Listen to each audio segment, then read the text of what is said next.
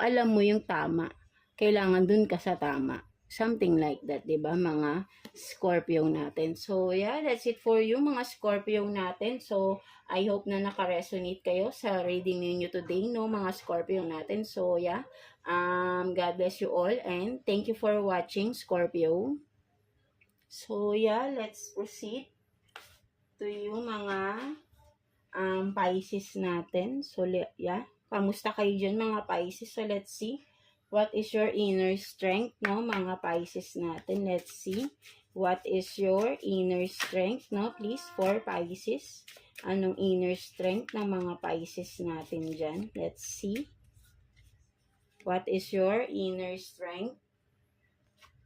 So, you have this angel of truth. No, so for some of you, no, your inner strength is you are this truth, no, you are always the truth, or sabihin natin you are truthful, no, yeah, honest person, no, something like that, no, or sabihin natin na lagi ka lang nasa katotohanan, ayaw mo na nagsisinungaling, no, so ayan ang inner strength mo, kumbaga tiwala sa iyo ang mga tao because alam nilang honest na person ka, right, no, mga Pisces natin. So yeah, ayun yung nakikita ko na inner strength ninyo, that you are this, no, you are honest, no, so maraming nagtitiwala at naniniwala sa inyo, no, mga Pisces natin, right, no. So let's see what are the possible challenge na paparating for you, no, possible challenge na paparating for Pisces, please. Let's see,